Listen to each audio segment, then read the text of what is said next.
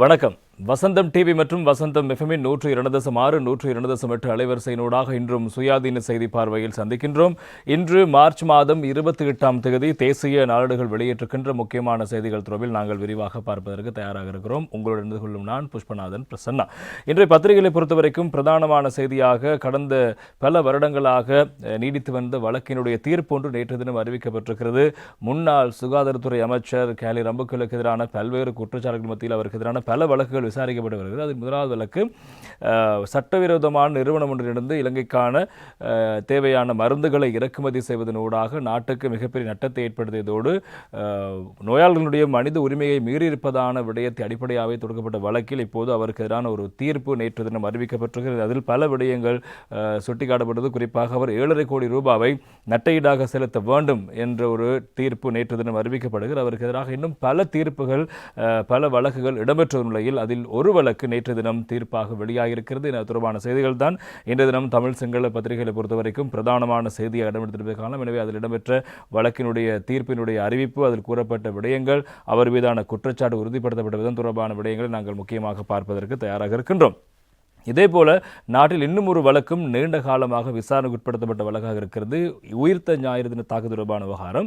எனவே இந்த விவகாரம் தொடர்பாக நேற்றைய தினம் முன்னாள் போலீஸ் மா அதிபர் பூஜித் ஜாஸ்ந்தர் அவர்கள் சில விடயங்களை தெரிவித்திருக்கிறார். எனவே முன்னாள் ஜனாதிபதி மீது குற்றச்சாட்டுகளை முன்வைத்து அவர் பல விடயங்களை வாய்த்திருந்து பேசியிருக்கிறார். எனவே அது தொடர்பான விடயங்களும் பிரதானமாக இருப்பதை காலம். எனவே இந்த அரசாங்கம் இந்த உயிர்த்த ஞாயிறு தின தாக்குதல் தொடர்பான சூத்திரத்தை கண்டுபிடிக்கின்ற மிக முக்கியமான விசாரணைகளை ஆரம்பித்திருப்பதாக கூறும் பின்னணியில் இப்போது பூஜித் ஜாஸ்ந்தர் அவர்கள் தெரிவித்திருக்கிற இந்த கருத்தும் மிக முக்கியமான விடயமாக மாறியிருக்கிறது. அது குறித்தும் நாங்கள் விரிவாக பார்ப்பதற்கு தயாராக இருக்கிறோம். அதே போல எரிசக்தி அமைச்சர் குமார் ஜாக்கோடிக்கு எதிரான விசாரணைகள் இப்போது குற்றப்பத்திரிகை தாக்கல் செய்யப்பட்டிருக்கிறது என்பதும் பிரதானமான விவகாரம். அவர் மீதான குற்றச்சாட்டு இப்போது நீதிமன்றத்துக்கு வந்திருக்கிறது. விசாரணைகள் ஆரம்பமாகி இருக்கின்றன. அது குறித்தும் நாங்கள் விரிவாக பார்ப்பதற்கு தயாராக இருக்கிறோம். அதே போல மோட்டார் வாகன போக்குவரத்து திணைக்களத்தினுடைய ஆணையாளர் நேற்று தினம் கைது செய்யப்பட்டிருக்கிறார். அது தொடர்பான விவகாரம் குறித்தும் விரிவாக பார்ப்பதற்கு தயாராக இருக்கின்றோம். அதே போல பாராளுமன்றத்தில் பிரதி செயலாளருக்கு எதிராக சுமத்தப்பட்டுள்ள குற்றச்சாட்டு தொடர்பான அவருடைய ஆட்சேபனை வழக்கில் இப்போது சபாநாயகர் சாட்சி வழங்கியிருக்கிறார். அதுரமான விடயங்களும் பிரதானமான செய்திகளாக வந்திருக்கின்றன. அது குறித்தும் நாங்கள் விரிவாக பார்ப்பதற்கு தயாராக இருக்கிறோம். மறுபுறம் இப்போது உலகளவில் ஏற்பட்டிருக்கின்ற இந்த எரிபொருள் நெருக்கடி மற்றும் பொருளாதார தலைநிலைக்கு முக்கியமான காரணியாக இருக்கின்ற ஈரான் இஸ்ரேல் அமெரிக்க யுத்தம், இது தொடர்பான விவகாரங்களும் பிரதானமாக இருப்பதை காலம். இப்போது மீண்டும் அமெரிக்க ஜனாதிபதி ஈரான் மீதான தாக்குதலை 10 நாட்களுக்கு ஒத்திவைப்பதான ஒரு அறிவிப்பு ஒன்றை வெளியிட்டிருக்கிறார். சமாதான பேச்சுவார்த்தை வெற்றிகரமாக இடம்பெற்று வரும் சூழலில் இந்த யுத்த நிறுத்தத்தை அமல்படுத்தியிருப்பதாக அமெரிக்க ஜனாதிபதி தரப்பு தெரிவிக்க, ஈரான் தரப்பு அப்படி எந்த பேச்சுவார்த்தை இடம்பெறவில்லை என்பதாக அவர்கள் மீண்டும் மீண்டும் வலியுறுத்தி வருகின்ற விவகாரங்கள் முக்கியமாக இருப்பதை காரணம். அவர்கள் அமெரிக்க தரப்பிலிருந்து 15 கோரிக்கைகள் முன்வைக்கப்பட, ஈரான் தரப்பிடமிருந்து 5 கோரிக்கைகள் முன்வைக்கப்பட, இந்த இரண்டுமே இழுபறியாக இருக்கும் நிலையில் இன்னும் ஒரு தகவலை பாகிஸ்தான் வெளியிட்டிருக்கிறது. ஈரானுடைய வெளிவிவகார அமைச்சரையும் அதே போல சபாநாயகர் மீதும் தாக்குதல் அவர்களுக்கு ஒரு கொலையாளி அல்லது அவர்களை கொலை செய்வதற்கான நடவடிக்கை அமெரிக்கா மேற்கொள்ளக்கூடாது என்ற ஒரு கோரிக்கையை பாகிஸ்தான் முன்வைத்திருப்பதான ஒரு செய்தியும் இன்று தினம் பத்திரிகையில் முக்கியமாக இருப்பதை நாங்கள் காணலாம். அதனையும் தாண்டி ஹோமுஸ் ஜலசந்தி தொடர்பான விவகாரத்தை மையப்படுத்தி இப்போது ஈரான் விடுத்திருக்கின்ற ஒரு எச்சரிக்கை தொடர்பான செய்தியும் முக்கியமான செய்திகளாக பத்திரிகையில் வந்திருக்கின்றன.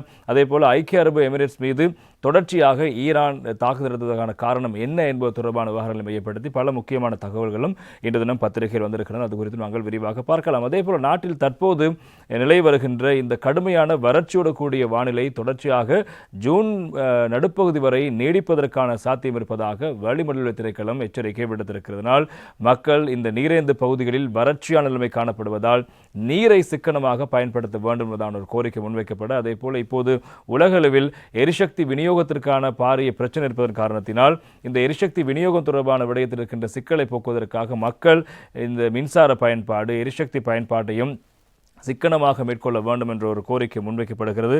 அது குறித்தும் விரிவாக பார்க்கலாம். அதேபோல் நாட்டில் தற்போது காணப்படுகின்ற எரிபொருள் பிரச்சனைக்கு தீர்வாக நாட்டில் இந்த மின்சார விநியோகத்தை முன்னெடுப்பதற்கான மின் நிலையங்களை இயக்குவதற்கான எரிபொருளை இந்தியா வழங்க முன்வந்திருக்கிறது. இன்றைய தினம் இந்தியாவினுடைய அந்த டீசல் கப்பல் நாட்டுக்கு வருகை தருவதற்கான செய்தியும், அதே போல ரஷ்யா இலங்கைக்கு எரிபொருள் வழங்குவதற்கான இணக்கப்பாடு தொடர்பான விடைகளும் தொடர்பான கப்பல் வருகை தரும் விவகாரம் தொடர்பான செய்திகளும் இன்று தினம் பத்திரிகையினுடைய முக்கியமான செய்திகளாக வந்திருக்கின்றன.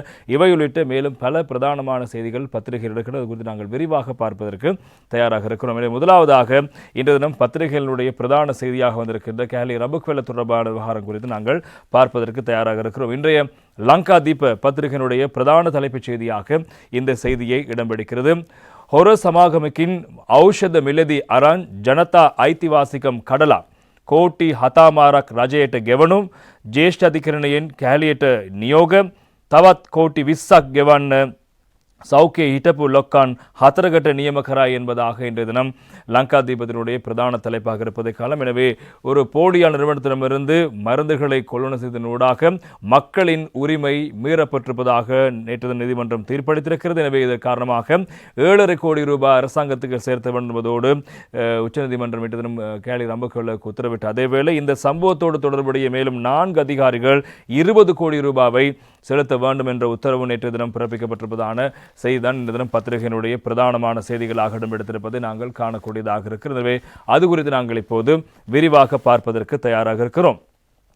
கொள்முதல் செய்முறைக்கு முரணாக 2022ஆம் ஆண்டில் இந்திய கடன் திட்டத்தின் கீழ் பதிவு செய்யப்படாத ஒரு நிறுவனத்திடமிருந்து மருத்துவ பொருட்களை கொள்முதல் செய்ததன் மூலம் முன்னாள் சுகாதார அமைச்சர் கேலி ரம்புக்வெல்ல மற்றும் அதிகாரிகள் குழு அடிப்படை மனித உரிமைகளை மீறியுள்ளனர் என்று உச்சநீதிமன்றம் வெள்ளிக்கிழமை தீர்ப்பளித்திருக்கின்றது. அந்த அடிப்படையில் நேற்று தினம் தீர்ப்பளித்தது. முன்னாள் சுகாதார அமைச்சர் கேலி ரம்புக்வெல்ல தனது சொந்த நிதியிலிருந்து 75 மில்லியன் ரூபாவை அரசாங்கத்துக்கு செலுத்த வேண்டும் என்றும் நேற்று தினம் நீதிமன்றம் உத்தரவு பிறப்பித்திருக்கிறது. எனவே அது குறித்து நாங்கள் இப்போது விரிவாக பார்க்கலாம். இதற்கு மேலதிகமாக அப்போதைய சுகாதார அமைச்சின் செயலாளர் ஜனக சந்திரகுப்த 50 மில்லியன் ரூபாவையும் தேசிய மருந்து ஒழுங்குபடுத்தும் ஆணையகத்தின் முன்னாள் தலைவர் பேராசிரியர் ST ஜெயரத்ன 50 மில்லியன் ரூபாவையும் அரசாங்கத்துக்கு இழப்பீடாக செலுத்த வேண்டும் என்றும் அந்த தீர்ப்பில் கூறப்பட்டிருக்கிறது. தேசிய மருந்து ஒழுங்குபடுத்தல் ஆணையகத்தின் பிரதம நிறைவேற்று அதிகாரி டாக்டர் விஜித் குணசேகர மற்றும் மருத்துவ வளங்கள் பிரிவின் முன்னாள் பணிப்பாளர் டாக்டர் அரம்பேகதர துஷித சுதர்ஷன் ஆகியோரும் அரசாங்கத்துக்கு மேலும் தலா 50 மில்லியன் ரூபாவை இழப்பீடாக செலுத்த வேண்டும் என்றும் அந்த தீர்ப்பில் குறிப்பிடப்படுகிறது. இந்த கொள்முதல் செயல்முறையின் மூலம் லஞ்ச தடுப்பு சட்டத்தின் கீழ் ஏதேனும் விதிமுறை மீறப்பட்டிருந்தால் லஞ்சம் அல்லது ஊழல் குற்றச்சாட்டுகளை விசாரிக்கும் ஆணைக்குழு உண்மைகளை கவனத்தில் கொண்டு தேவையான விசாரணைகளை நடத்த வேண்டும் என்று அமர்வு மேலும் உத்தரவிட்டிருக்கின்றது. டிரான்ஸ்பரன்சி இன்டர்நேஷனல் ஸ்ரீலங்கா உள்ளிட்ட 2 தரப்பினரால் தாக்கல் செய்யப்பட்ட 2 அடிப்படை உரிமைகள் மனுக்களை விசாரித்த பின்னர் பிரதம நீதியரசர் பிரீத்தி பத்மன் சுரசேன, நீதியரசர்கள் குமுதினி விக்ரமசிங்க மற்றும் ஜனக் டி சில்வா ஆகியோர் உடன்பாட்டுடன் இந்த தீர்ப்பை நேற்றைய தினம் அறிவித்திருந்தார். தீர்ப்பை அறிவித்த பிரதம நீதியரசர் பிரதிவாதியான சுகாதார அமைச்சின் செயலாளர் செவோரிட் பார்மசூட்டிக்கல் பிரைவேட் லிமிடெட் என்ற நிறுவனத்திடமிருந்து மருத்துவ பொருட்களை கொள்முதல் செய்வதற்காக 2022ஆம் ஆண்டு செப்டம்பர் மாதம் 26ஆம் தேதி அன்று ஒரு அமைச்சரவை பத்திரத்தை சமர்ப்பித்திருந்தார் என்றும் குறிப்பிட்டார். இந்திய கடன் திட்டத்தின் கீழ் அமைச்சரவையின் ஒப்புதலை பெற்ற பின்னர் இவ்விடயத்துக்கு பொறுப்பான அமைச்சர் கேலி ரம்புக்வெல்ல பிரதிவாதி நிறுவனத்திடமிருந்து சம்பந்தப்பட்ட மருத்துவ பொருட்களை கொள்முதல் செய்ய தேவையான நடவடிக்கைகளை எடுத்திருந்தார் என்றும் அந்த தீர்ப்பில் கூறப்பட்டிருக்கின்றது. நாட்டுக்கு இறக்குமதி செய்யப்படும் மருந்துகள் மற்றும் மருத்துவ பொருட்களின் தரம் மற்றும் தரநிலை உறுதி செய்து பொது சுகாதாரத்தை பாதுகாக்கும் பெரும் பொறுப்பு தேசிய மருந்து ஒழுங்குபடுத்தும் ஆணையகத்திடம் ஒப்படைக்கப்பட்டிருக்கிறது. சர்ச்சைக்குரிய அந்த மருத்துவ பொருட்கள் தேசிய மருந்து ஒழுங்குமுறை ஆணையத்தின் பதிவு செய்யப்படாத ஒரு நிறுவனத்திடமிருந்து வாங்கப்பட்டதாகவும் அந்த ஆணையகத்தின் பிரதிவாதி அதிகாரிகள் கொள்முதல் வழிகாட்டல்கள் மற்றும் தேசிய மருந்து ஒழுங்குமுறை ஆணைய சட்டத்தின் விதிகளை மீறி இந்த மருத்துவ பொருட்களை வாங்குவதற்கு தெரிந்தே ஒப்புதல் அளித்ததாகவும் அந்த தீர்ப்பில் குற்றச்சாட்டு முன்வைக்கப்பட்டிருக்கிறது. அப்போதைய சுகாதார அமைச்சர் கேலி ரம்புக்வெல்ல பிரதிவாதியான சுகாதார அமைச்சின் செயலாளர் சமர்ப்பிக்கப்பட்ட ஒரு அமைச்சரவை பத்திரத்தின் அடிப்படையில் சம்பந்தப்பட்ட மருத்துவ பொருட்களை வாங்குவதற்கு ஒப்புதல் பெற்றிருந்தார். இந்த மருத்துவ பொருட்களை வாங்கும் செயற்பாட்டில் பிரதிவாதிகள் உரிய கொள்முதல் செயல்முறையை பின்பற்றவில்லை என்றும் அவர்கள் தன்னிச்சையாக செயற்பட்டார்கள் என்றும் நீதியரசர்கள் தங்கள் தீர்ப்பில் குற்றம் சாட்டியிருந்தார்கள். இந்த செயல்முறையின் மூலம் பிரதிவாதிகள் மக்களின் நலனுக்காக ஒதுக்கப்பட்ட அரச நிதியை தவறாக பயன்படுத்தியிருக்கிறார்கள். அதன் மூலம் அந்த பணத்தை மக்களுக்கு கிடைக்காமல் செய்திருக்கின்றார்கள். பொதுமக்களால் தங்களுக்கு வழங்கப்பட்ட அதிகாரத்தை பயன்படுத்தி பிரதிவாதிகள் பொது சேவை செய்ய கடமைப்பட்டிருக்கிறார்கள் என்றும் அவர்கள் தங்கள் கடமைகளை புரிந்து கொள்ளவில்லை என்றால் நீதிமன்றம் அவர்களுக்கு நினைவூட்ட கடமைப்பட்டிருக்கிறது என்றும் மன்றின் தீர்ப்பில் சுட்டிக்காட்டப்பட்டது. முன்னாள் சுகாதார அமைச்சர் கேலி ரம்புக்கள் உள்ளிட்ட பிரதிவாதிகளின் அடிப்படை நடவடிக்கைகள் அரசியலமைப்பின் 12(1) பிரிவின் கீழ் உத்தரவாதம் அளிக்கப்பட்ட சட்டத்தின் முன் சமமாக நடத்தப்படுவதற்கான அடிப்படை உரிமை மீறியுள்ளன என்றும் 3 நீதியரசர்கள் கொண்ட அமர்வு தீர்ப்பில் வலியுறுத்தியிருக்கிறது. எனவே அதன்படி பிரதிவாதிகள் மேலே குறிப்பிட்டபடி அரசாங்கத்துக்கு இழப்பீடு வழங்க வேண்டும் என்ற உத்தரவு நேற்று தினம் பிறப்பிக்கப்பட்டிருக்கிறது. எனவே கடந்த காலங்களில் உங்களுக்கு தெரியும், கொரோனாவுக்கு பின்னரான காலப்பகுதியில் மருந்து இறக்குமதி அவசர மருந்து இறக்குமதி என்ற கொள்ளுணர்வின் பேரில் பல்வேறு வகையான மருந்து பொருட்கள் கொண்டு வரப்பட்டன. அதிலும் குறிப்பாக இந்த கண்களுக்கு பயன்படுத்தப்படுகின்ற அந்த ட்ராப் என்று சொல்லப்படுகின்ற அந்த மருந்துகள் கொண்டு வரப்பட்டு பலர் கண் தொடர்பான பிரச்சனைக்கு முகங்கொடுத்து பலருடைய கண் பார்வை இழக்கப்பட்ட ஒரு சம்பவம் இடம்பெற்ற சம்பவங்கள் நாங்கள் பார்த்திருந்தோம்.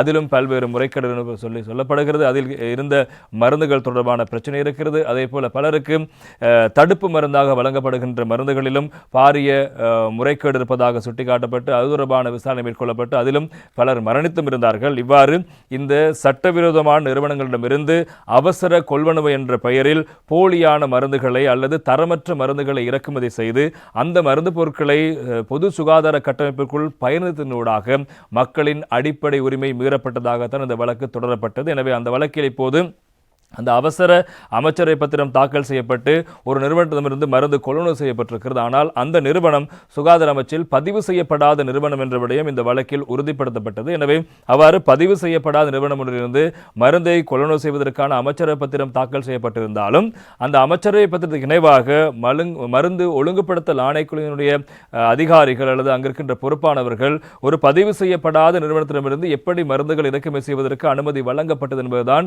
நீதிமன்றத்திற்கு முன் இருந்த மிகப்பெரிய ஒரு கேள்வி. அதற்கு அவர்களிடம் பதில் இல்லை. அந்த வகையில் தான் இப்போது இந்த விடயத்துக்கு பொறுப்பான இந்த சுகாதார அமைச்சர், அதே போல சுகாதார அமைச்சருடைய செயலாளர், அதே போல மருந்து ஒழுங்குபடுத்தல் ஆணையத்தினுடைய அதிகாரிகள் மற்றும் அதனோடு தொடர்புடைய 4 அதிகாரிகளுக்கு மொத்தமாக 5 பேருக்கு நேற்று தினம் நீதிமன்றம் தீர்ப்பை வழங்கியிருக்கிறது. சுகாதார அமைச்சர் 7.5 கோடி ரூபாய் நட்டையீடாக அரசாங்கத்துக்கு செலுத்த வேண்டும் என்ற உத்தரவு பிறப்பிக்கப்பட்ட அதேவேளை இந்த பொறுப்பு கூற வேண்டிய 4 அதிகாரிகளும் மொத்தமாக 20 கோடி ரூபாவை அரசாங்கத்துக்கு சம்பவத்திற்கு நட்டையீடாக செலுத்த வேண்டும் என்ற உத்தரவு பிறப்பிக்கப்பட்டிருக்கிறது. இந்த வழக்கு மாத்திரமல்ல, இன்னும் ஏராளமான பல வழக்குகளும் கேலி ரம்புக்கள் முன்னாள் அமைச்சர் மீது இருக்கிறது. அதே போல சுகாதார அமைச்சருடைய செயலாளர் மீது இருக்கிறது.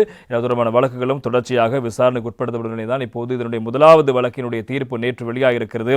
இவர்கள் மக்களின் அடிப்படை உரிமையை மீறி இருக்கிறார்கள். மீறி செயற்பட்டுதான் இந்த அவர்களுக்கு செல்ல வேண்டிய பணத்தை செல்ல விடாமல் தடுத்து இந்த மருந்து கொள்வனவு மேற்கொண்டு அதனூடாக அரசாங்கத்துக்கு நட்டத்தை ஏற்படுத்தினூடாக மக்களின் உரிமை மீறப்பட்டதாக நீதிமன்றம் நேற்று தீர்ப்பளித்திருக்கிறது. தொடர்பான செய்தி பிரதானமான செய்தியாக இன்று தினம் பத்திரிகையில் வந்திருப்பது நாங்கள் காணக்கூடியதாக இருக்கிறது. எனவே தவறு செய்துவிட்டு தப்பித்து விடலாம் என்ற நினைவில் இருக்கின்ற பலருக்கான ஒரு மிகச்சிறந்த ஒரு முன்னுதாரணமான தீர்ப்பாக இருக்கிறது. காரணம், கடந்த காலங்களில் சுகாதார அமைச்சருக்கு இவருக்கு எதிராக நம்பிக்கையில்லா பிரேரணை பார்லிமென்றத்தில் கொண்டு வரப்பட்டது. எனவே இவர் சுகாதார அமைச்சராக இருந்த போது அப்போது இவர் காப்பாற்றப்பட்டார், இவர் பாதுகாக்கப்பட்டார். எனவே பின்னர் ஆட்சி மாற்றத்தின் பிறகு அவர் கைது செய்யப்பட்டு விசாரணைக்கு உட்படுத்தப்பட்டார். எனவே அதனுடைய தொடர்ச்சியாகத்தான் இப்போது அவருக்கு எதிராக பல வழக்குகள் இப்போது நீண்டு கொண்டு செல்கிறது. அவர் சுகாதார அமைச்சராக இருந்த காலப்பகுதியில் அவருடைய பிரத்யேக செயலாளருக்கான பணத்தையும் கூட அவருடைய மகன் தன்னுடைய சொந்த கணக்குக்கு பெற்றுக்கொண்டதான ஒரு ஊழல் மோசடி தொடர்பான வழக்கு ஒன்றும் விசாரணைக்கு உட்படுத்தப்படுகிறது. அவருடைய மகள் மீதும் வழக்கு இருக்கிறது. இவ்வாறு மொத்தமாக அவருடைய குடும்பத்துக்கு எதிராக பல்வேறு வழக்குகளும் அவருக்கு எதிராக பல்வேறு வழக்குகளும் விசாரிக்கப்பட்டவர்களை தான் இப்போது ஒரு வழக்கினுடைய தீர்ப்பு வெளியாக இருக்கிறது. மக்களின் அடிப்படை உரிமையை சுகாதார அமைச்சராக இருந்து கொண்டு அவர் மீறியிருக்கிறார் என்பதுதான் உச்சநீதிமன்றம் வழங்கியிருக்கின்ற அவருக்கு எதிரான தீர்ப்பாக இருக்கிறது. அடுத்து நாட்டிலிடம் இருக்கின்ற இன்னும் ஒரு முக்கியமான வழக்கு விசாரணை தொடர்பான விடயங்களை அடிப்படையாக வைத்து இன்று தினம் பத்திரிகையினுடைய மற்றும் ஒரு பிரதானமான செய்தி இடம்பெற்றிருக்கிறது. குறிப்பாக உங்களுக்கு தெரியும், கடந்த ஈஸ்டர் தாக்குதலுக்கு பின்னர் அடிக்கடி உச்சரிக்கப்பட்ட பெயர்களில் மிக முக்கியமான பெயர் பூஜித் ஜெயசுந்தர. எனவே அவர் தற்போது வாய் திறந்து பல விடயங்களை பேசியிருக்கிறார். உங்களுக்கு தெரியும், இந்த வழக்கிலிருந்து முன்னாள் போலீஸ் அதிபராக இருந்த பூஜித் ஜெயசுந்தர மற்றும் அதே போல எம்எஸ் பெர்னாண்டோ ஆகியோர் விடுவிக்கப்பட்டார்கள். ஆனால் மீண்டும் அவர்களுக்கு எதிரான வழக்கு விசாரணைகள் ஆரம்பமாகியிருக்கிறது. இந்த அரசாங்கத்தினுடைய காலப்பகுதியில் அவர்கள் விடுவிக்கப்பட்டது சட்டவிரோதம் என்பதாக தெரிவித்து மீண்டும் அந்த வழக்கு அவர்கள் தொடுக்கப்பட்டு விசாரணை இடம்பெற்று வருகிற நிலையில்தான் இப்போது பூஜித் ஜெயசுந்தர தன்னுடைய நிலைப்பாட்டை வெளிப்படுத்தியிருக்கிறார். தொடர்பான செய்தி இன்று தினம் பத்திரிகையினுடைய பிரதானமான செய்தியாக இருப்பது நாங்கள் காணலாம். இன்றைய தினம் ஞாயிறு தமிழன் பத்திரிகையில் தொடர்பான செய்தி இருப்பதை நாங்கள் சுட்டிக்காட்ட வேண்டும். மைத்ரியால் வந்தது ஆபத்து, முன்னாள் ஐஜிபி பூஜித் நீதிமன்றில் தெரிவிப்பு என்பதாக அந்த செய்திக்கு தலைப்பிடப்பட்டிருப்பதை நாங்கள் காணலாம். அதில் பல விடயங்கள் சுட்டிக்காட்டி பேசியிருக்கிறார். அது தொடர்பாக நாங்கள் இப்போது விரிவாக பார்க்கலாம். குற்றப்புலனாய்வு திணைக்களத்தின் அப்போதைய பணிப்பாளராக கடமையாற்றிய சிரேஷ்ட போலீஸ் அத்தியட்சகர் நிஷாந்த சில்வாவை அந்த பதவியிலிருந்து நீக்கி நீர்கொழும்பு போலீஸ் நிலையத்துக்கு இடமாற்றம் செய்யப்பட்டமையானது அப்போதைய ஜனாதிபதியாக இருந்த மைத்ரிபால சிறிசேனவின் அழுத்தத்தின் காரணமாகவே வழங்கப்பட்டதாக முன்னாள் போலீஸ் மா அதிபர் பூஜித் ஜயசுந்தர கொழும்பு நிரந்தர மேல் நீதிபதியில் தன்னுடைய இந்த விடயத்தை குறிப்பிட்டிருக்கின்றார். அதன் பின்னர் ஏற்பட்ட பிரச்சனைகளின் அடிப்படையில் தானும் அப்போதைய பாதுகாப்பு செயலராக இருந்த ஹேமஸ்வரி பெர்னாண்டோவும் இந்த முன்னாள் ஜனாதிபதியுடன் சிக்கலில் மாட்டிக்கொண்டார் என்பதையும் புரிந்து கொண்டதாக பூஜித் ஜயசுந்தர் குறிப்பிட்டிருக்கின்ற முன்னாள் ஜனாதிபதி வழங்கிய அழுத்தத்தின் பேரில் தான் நிஷாந்த சில்வாவினுடைய இடமாற்றம் இடம்பெற்றது. அதற்கு பிறகு இடம்பெற்ற சம்பவங்களால் நானும் அப்போதைய பாதுகாப்பு செயலாளரும் மைத்திரியினுடைய செயற்பாடு காரணமாக இந்த வழக்கில் சிக்கிக்கொண்டோம் என்பதாக அவர் கருத்துக்களை முன்வைத்திருக்கிறார். குறித்த அதிகாரிக்கு உடனடியாக இடமாற்றம் பெற்றுக் கொடுக்குமாறு ஜனாதிபதியினால் வழங்கப்பட்ட அறிவித்தலை தான் மறுத்திருந்ததாகவும் தெரிவித்துள்ள அவர் தான் மீண்டும் நாட்டுக்கு திரும்புவதற்கு முன்னர் நிஷாந்த சில்வாவுக்கு இடமாற்றம் வழங்குமாறு அப்போதைய பாதுகாப்பு செயலாளர் ஹேமஸ்வரி பெர்னாண்டோவுக்கு முன்னாள் ஜனாதிபதி வழங்கியிருந்த அறிவித்தலுக்கு அமைய ஹேமஸ்வரி பெர்னாண்டோ தேசிய போலீஸ் ஆணைக்குழுவுக்கு எழுத்துப்பூர்வமாக அறிவித்து நிஷாந்த சில்வாவை நீர்கொழும்பு போலீஸ் நிலையத்துக்கு இடமாற்றம் செய்திருப்பதாக முன்னாள் போலீஸ் மா அதிபர் நீதிபதிகள் மூவரடங்கிய குழா முன்னிலையில் மேலும் தன்னுடைய நிலைப்பாட்டை கூறியிருக்கின்றார். மிகவும் முக்கியமான விடயங்களை விசாரணை செய்து வந்த நிஷாந்த சில்வாவுக்கு இடமாற்றம் வழங்கியமை தொடர்பில் பல்வேறு நீதிமன்றங்கள் உள்ளிட்ட அமைச்சர்கள் தன்னை வினவ ஆரம்பித்ததால் பல்வேறு சிக்கல்களை எதிர்கொண்டிருந்ததாகவும் பாதுகாப்பு சபை கூட்டங்களில் கூட தன்னை இணைத்துக் கொள்ளவில்லை என்றும் அவர் சுட்டிக்காட்டியிருக்கின்றார். எனவே போலீஸ் மாதிபர் பாதுகாப்பு சபை கூட்டத்தில் கூட இணைத்துக் கொள்ளப்படாத ஒரு நிலைமை கடந்த காலங்களில் இருந்திருக்கிறது. இது தொடர்பில் பிரியந்த லியனகே, விராஜ் வீரசூரிய மற்றும் திலகரத்ன பண்டார ஆகியோரின் பங்குபற்றுடனான நீதிபதிகள் மூவரடங்கிய குழுவினரால் கடந்த வாரம் 1.5 மணி நேரத்துக்கும் அதிகம் இடம்பெற்ற விசாரணைகளின் போதே பூஜித் ஜயசுந்தர் இந்த விடயங்களை சுட்டிக்காட்டியிருக்கின்றார். மேலும் வெளிநாட்டுக்கு சென்று 5 நாட்களின் பின்னர் மீண்டும் நாட்டுக்கு வந்த ஜனாதிபதி தனது தலையீட்டால் இந்த இடமாற்றம் வழங்கப்படவில்லை என்றும் இணக்கம் தெரிவிக்கும் வகையில் ஏற்பாடுகள் செய்யப்பட்டிருந்தன. அதேபோல் எனக்கு பாதுகாப்பு சபையில் பங்கு பெற்றவும் வாய்ப்பளிக்கப்படவில்லை. 5 மாதங்களாக போலீஸ் மா அதிபர் என்ற வரையில் பாதுகாப்பு சபையில் கலந்து கொள்ள எனக்கு இடமளித்திருக்கவில்லை. எனவே 2018 10ஆம் மாதம் 23ஆம் தேதி இடம்பெற்ற பாதுகாப்பு சபை கூட்டத்துக்கு ஜனாதிபதி என்னை அழைத்திருந்தார். கூற வேண்டிய விடயங்களை கூறிவிட்டு வந்துவிட்டேன். எனவே நாமல் குமார என்ற நபரின் போலி முறைப்பாட்டின் அடிப்படையில் பயங்கரவாத விசாரணை பிரிவு பணிப்பாளர் நாலக்க சில்வாவை கைது செய்து பல மாதங்கள் விளக்கமறியலில் வைத்தார்கள். பின்னர் அவரை முழுமையாக விடுவிக்க நீதிமன்ற நடவடிக்கை எடுத்தது. சாரான் அசீம் உள்ளிட்ட தற்கொலை குண்டுதாரிகள் தொடர்பில் 9ஆம் மாதம் 4ஆம் தேதி 2019 உத்தியோகபூர்வமற்ற தகவல் கிடைத்திருந்தது. அது புலனாய்வு தகவல் அல்ல.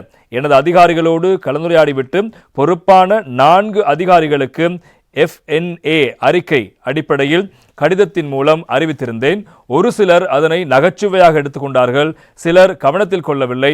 அப்போது மேல் மாகாணத்துக்கு பொறுப்பாக இருந்த சிரேஷ்ட பிரதி போலீஸ் மா அதிபர் MR லத்தீப், பிரதமர் மற்றும் ஜனாதிபதி பாதுகாப்பு பிரிவுக்கு பொறுப்பாக இருந்த பிரதி போலீஸ் மா அதிபர் பிரியால் தசநாயக்க, பயங்கரவாத விசாரணை பிரிவு ஆகிய தரப்புகளுக்கு இந்த கடிதத்தை நான் அனுப்பி வைத்திருந்தேன் என்பதாக கூறியிருக்கின்றார் பூஜித் ஜயசுந்தர். தலதா மாளிகை மீது தாக்குதல் நடத்தப்பட்ட போது அப்போது கடமையில் இருந்த பாதுகாப்பு அதிகாரிகளுக்கு எதிராக எந்த ஒரு நடவடிக்கையும் எடுக்கப்படவில்லை. கடந்த காலங்களில் புலனாய்வு பிரிவுகள் குறைபாடுகள் இருந்திருக்கலாம். இருந்த போதும் அதற்காக முன்னாள் போலீஸ் மா அதிபராக கடமையாற்றிய எனக்கு எதிராக 865 குற்றச்சாட்டுகள் அடிப்படையில் அடிப்படை வழக்கு தாக்கல் செய்ய முன்னாள் பாதுகாப்பு செயலாளருக்கு எதிராக கொலை குற்றச்சாட்டு முன்வைப்பது சரியான விடயமா?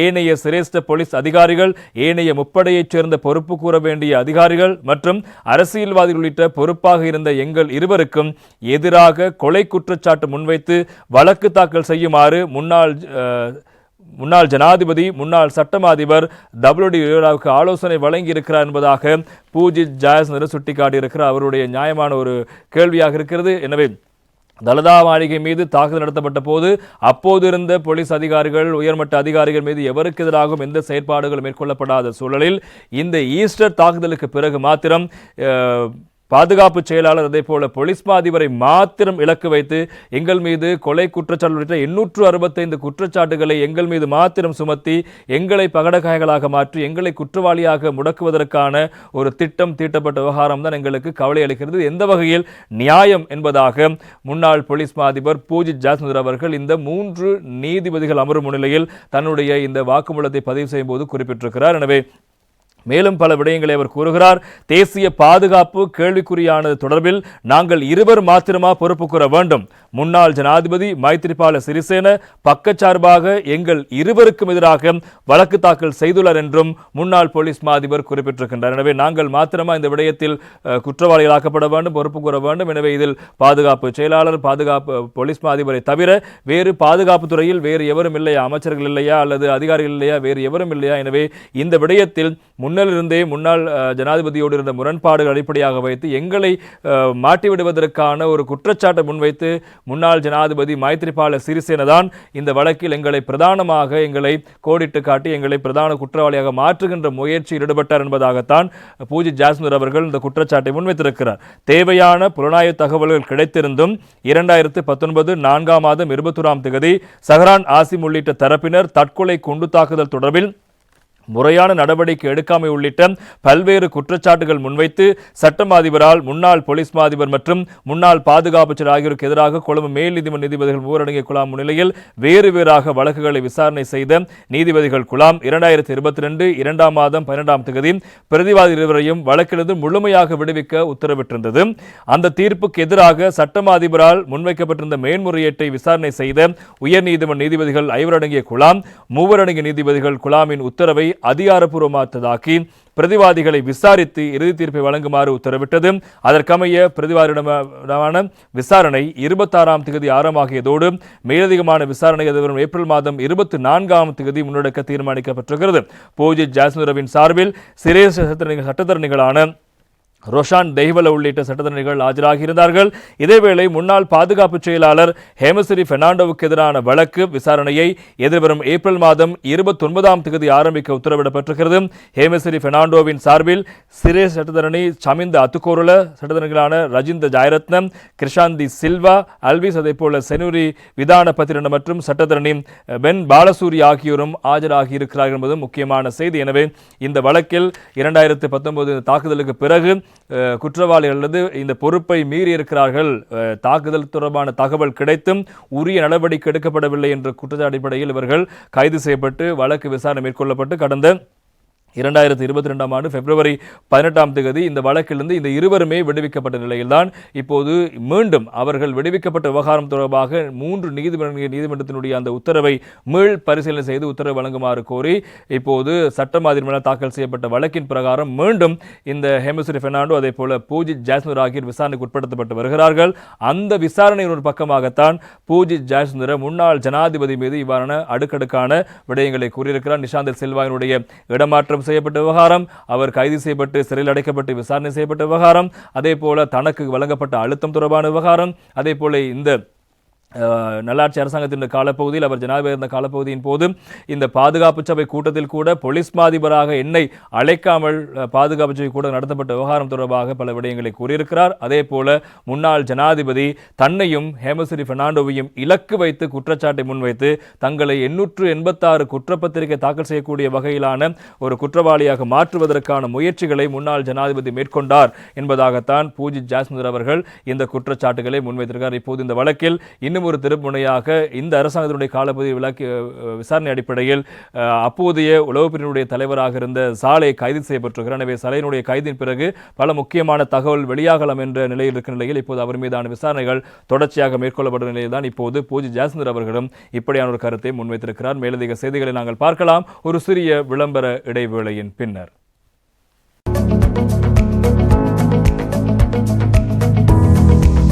30,000 பரிசுகள் விவாசி சுமவலன் விதியை மாற்றும் தனயோகம்.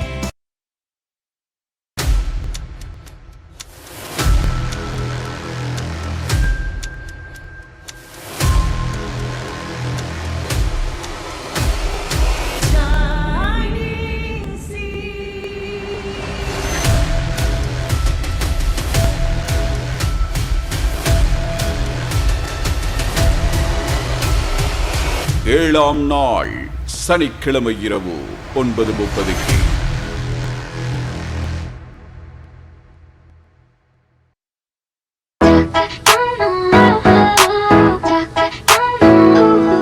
SLT Mobility Fiber Unlimited பேக்கேஜ்கள் ரூபாய் 5900 தொடக்கம்.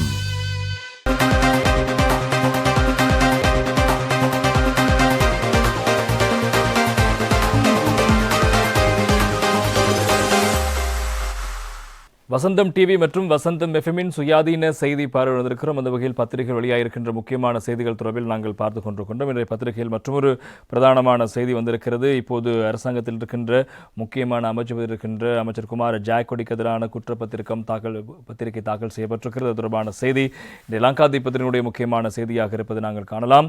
லக்ஷ ஹசு அட்டாக் ரஜயட்ட பாடுகளை சோதனா ඇමති කුමාර ජයකොඩිට அதிச்சோதனா பாரதை எப்பமத்த முதாஹரி என்பதாக இன்று தினம் லங்காதீப் பத்திரிகை அந்த செய்திக்கு தலைப்பெற்றுவது நாங்கள் காணலாம். அது தொடர்பான விடயங்களை நாங்கள் இப்போது விரிவாக பார்ப்பதற்கு தயாராக இருக்கின்றோம். 2016ஆம் ஆண்டு லங்கா உர நிறுவனத்தில் பணியாற்றிய போது தனியார் நிறுவனம் ஒன்றுக்கு பயனளிக்கும் வகையில் கொள்முதல் செய்முறையை நடத்தி ஊழல் குற்றம் செய்ததாக குற்றஞ்சாட்டப்பட்ட எரிசக்தி அமைச்சர் குமார ஜாக்கொடிக்கு கொழும்பு மேல் நீதிமன்ற நீதிபதி ரஷாந்த கொடவெல முன்னிலையில் நேற்று குற்றப்பத்திரம் தாக்கல் செய்யப்பட்டிருக்கிறது. குற்றஞ்சாட்டப்பட்ட குமார ஜாக்கொடி நீதிமன்றம் முன்னதாக விடுத்த அழைப்பாணையின்படி நீதிமன்றில் ஆஜரானார். பின்னர் லஞ்ச ஊழல் ஆணைக்குழுவால் தாக்கல் செய்யப்பட்ட குற்றப்பத்திரிகை அங்கு சமர்ப்பிக்கப்பட்ட விவகாரங்கள் முக்கியமாக இருப்பதை காணலாம். எனவே குற்றப்பத்திரிகை வழங்கிய பின்னர் தலா 1 மில்லியன் மதிப்புள்ள 2 பிணை பத்திரங்களில் குற்றஞ்சாட்டப்பட்டவரை விடுவிக்குமாறு குற்றஞ்சாட்டப்பட்டவரின் கைரேகைகளை பெற்று அறிக்கை கோருமாறும் நீதிமன்றம் உத்தரவு பிறப்பித்திருந்தது. பின்னர் இவ்வழக்கை மே மாதம் 6ஆம் தேதி விசாரணைக்கு அளிக்குமாறு நீதிபதி உத்தரவிட்டிருக்கின்றார். அமைச்சர் 1 மில்லியன் இழப்பை ஏற்படுத்தி ஊழல் குற்றம் செய்ததாக குற்றஞ்சாட்டி அவர் மீது லஞ்ச ஆணைக்குழு குற்றச்சாட்டுகளை தாக்கல் செய்திருக்கிறது. 2016ஆம் ஆண்டு லங்கா உர நிறுவனத்தின் கொள்முதல் மற்றும் இறக்குமதி பிரிவின் முகாமையாளராக பணியாற்றிய போது அந்நிறுவனத்தின் ஹுனுப்பிட்டி களஞ்சிய சாலை வளாகத்தில் தரை விரிப்புகள் விரிப்பதற்கான கொள்முதல் செயல்முறையில் ஒரு தனியார் நிறுவனத்துக்கு பயனளிக்கும் வகையில் செயற்பட்டதன் மூலம் அரசாங்கத்துக்கு 88,59,708 ரூபாய் நட்டத்தை ஏற்படுத்தினார் என்றும் அவர் மீது இந்த குற்றச்சாட்டு முன்வைக்கப்பட்டிருக்கிறது. எனவே அவர் அமைச்சராக இருந்த போதல்ல, அவர் லங்கா உர நிறுவனத்தினுடைய அதிகாரியாக இருந்த போது இடம்பெற்றதாக கூறப்படுகின்ற இந்த சம்பவம் தொடர்பாகத்தான் இப்போது அவருக்கு எதிராக குற்றம் பத்திரம் தாக்கல் செய்யப்பட்டிருக்கிறது. எனவே பாராளுமன்றத்தில் அண்மையில் ஜனாதிபதி உரையாற்றிய போது இந்த சம்பவத்தில் குற்றவாளியாக குமார ஜாக்கொடி அவர்கள் உறுதிப்படுத்தப்பட்டால் அவருடைய பதவியை பறிப்பதற்கு நான் தயங்க மாட்டேன் என்பதாக ஜனாதிபதி அவர்கள் தெரிவித்திருந்தார். எனவே அவர் அமைச்சராக இருந்த காலப்பகுதியில் அல்ல, அவர் அதிகாரி இருந்த காலத்தில் இடம்பெற்ற ஒரு ஊழல் மோசடி என்று சொல்லப்படுகிறது. எனவே இந்த விவகாரத்தில் அவர் மீது குற்றச்சாட்டு உறுதிப்படுத்தப்பட்டால் குற்றச்சாட்டு சுமத்தப்பட்ட யாரையும் அமைச்சர்கள் வைத்திருக்க நான் தயாராக இல்லை என்பதாக ஜனாதிபதி நேரடியாகவே பாராளுமன்றத்தில் அண்மையில் தெரிவித்திருந்தார். அந்த வகையில் தான் இப்போது அவருக்கு எதிராக குற்றப்பத்திரம் தாக்கல் செய்யப்பட்டு வழக்கு விசாரணை ஆரம்பித்திருக்கிறது. பார்க்கலாம் இதில் நடந்த உண்மை என்ன தொடர்பான விடயங்கள் வழக்கு விசாரணையுடைய இறுதியில் தெரிய வரும். அதுவரைக்கும் நாங்களும் காத்திருக்க வேண்டியிருக்கும். அடுத்து இன்னும் ஒரு முக்கியமான விவகாரம், இன்னும் ஒரு முக்கியமான அதிகாரி நேற்று தினம் கைது செய்யப்பட்டார். மோட்டார் வாகன போக்குவரத்து திணைக்களத்தினுடைய ஆணையாளர் நேற்று கைது செய்யப்பட்டிருக்கிறார். மோட்டார் போக்குவரத்து ஆணையாளர் நாயகம் கமல் அமரசிறி கைது செய்யப்பட்டிருக்கின்றார். குற்றப்புலனாய்வு திணைக்களத்தினால் இந்த கைது மேற்கொள்ளப்பட்டதாக சொல்லப்படுகிறது.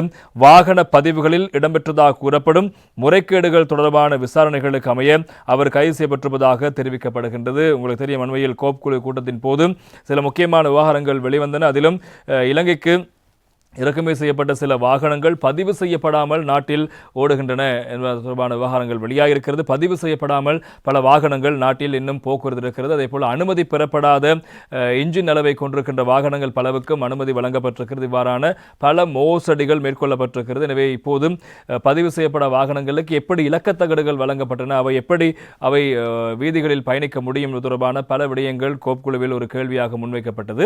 எனவே அந்த விடயத்தின் போதுதான் கடந்த காலகட்டம் பெற்ற விவகாரங்களை மறைத்து தற்போது அதனை தவிர்ப்பதற்கு என்னென்ன நடவடிக்கை மேற்கொள்ளப்பட்டது தொடர்பான விடயங்களை மோட்டார் போக்குவரத்து ஆணையாளர் தன்னுடைய பதிலாக குறிப்பிட்டிருந்தது. இருந்த போதிலும் அதிகாரிகள் கேட்ட கேள்வி கடந்த காலங்களில் இடம்பெற்ற இந்த மோசடிக்கு என்ன காரணம் தொடர்பான விடயங்களை கேள்வி கேட்க அதற்கு பதில் இருக்கவில்லை. அந்த விசாரணையுடைய அடுத்த கட்டமாகத்தான் குற்றப்புலனாய்வு திணைக்களம் இப்போது இந்த பதிவு செய்யப்படாத வாகனங்கள் நாட்டுக்குள் கொண்டு வரப்பட்டு வீதியில் பயணிக்க அனுமதி வழங்கப்பட்டமைக்கு எதிரான வழக்கில் இப்போது அவர் கைது செய்யப்பட்டிருக்கிறார் என்பதும் பிரதானமான செய்தியாக இருப்பது நாங்கள் காணக்கூடியதாக இருக்கிறது. அடுத்து இன்னும் ஒரு முக்கியமான தகவலும் இன்று தினம் லங்காதீப் பத்திரிகையுடைய பிரதானமான செய்தியாக இடம்பெடுத்திருப்பதை நாங்கள் காணக்கூடியதாக இருக்கிறது.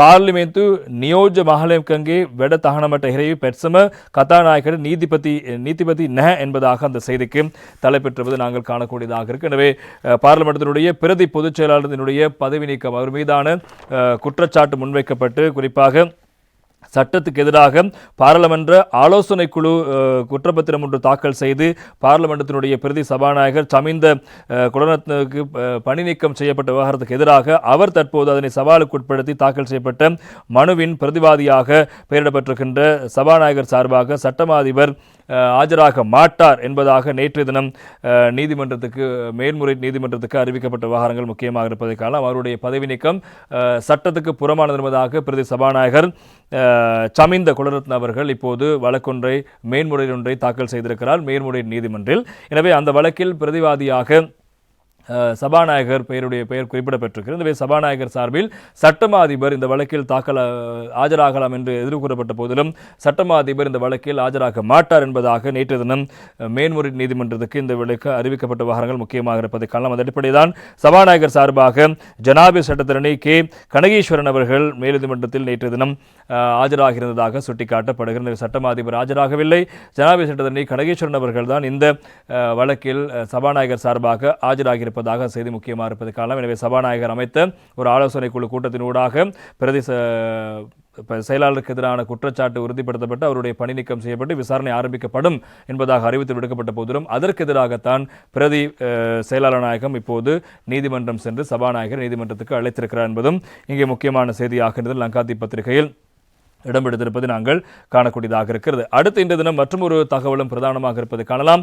பரவி தூப்பத்தே பிஹினத்தி பிராங்சி தருணியற்ற அத்தவர கலை தருணிய அடங்குவட்ட என்பதாக அந்த செய்திக்கு தலைப்பிடப்படுகிறது லங்காதீப் பத்திரிகை. எனவே திருகோணமலை புறாத்தீவு பகுதியில் வெளிநாட்டு பெண்ணொருவர் நீந்தி கொண்டிருந்த போது அந்த பெண்ணை பாலியல் துன்புறுத்தலுக்கு உட்படுத்தியதாக கூறப்படுகின்ற நபர் ஒருவர் கைது செய்யப்பட்டிருக்கிறார் நேற்று முன்தினம் போலீசாரால் என்பதாக அந்த செய்திக்கு தலைப்பெற்றுவது நாங்கள் காணக்கூடியதாக. எனவே திருகோணமலை புறாத்தீவுக்கு அண்மித்த கடல் பகுதியில் பிரான்ஸை சேர்ந்த பெண்ணொருவர் நீந்தி கொண்டிருந்த போது அந்த பெண்ணை நீந்துவதற்காக வந்திருந்த பெண்ணொருவரை பாலியல் துன்புறுத்தலுள்ளாக கூறப்படுகின்ற குச்சவெளி பகுதியைச் சேர்ந்த நபர் ஒருவரை குச்சவெளி போலீசார் சுற்றுலா போலீசார் கைது செய்திருக்கிறார்கள் நேற்று முன்தினம் என்பதாக சொல்லப்படுகிறது. எனவே இவ்வாறு கைது செய்யப்பட்டவர் குச்சவெளி கோபாலபுரம் பகுதியைச் சேர்ந்த இளைஞர் என்பதாக தெரிய வந்திருக்கிறது. எனவே இந்த பெண் இலங்கைக்கு சுற்றுலா மேற்கொண்டு நாட்டுக்கு வருகை தந்து திருகோணமலை பகுதியில் சென்று அங்கு சுற்றுலா ஹோட்டலில் தங்கியிருந்து கடலுக்கு சென்று நீராடச் சென்ற போதுதான்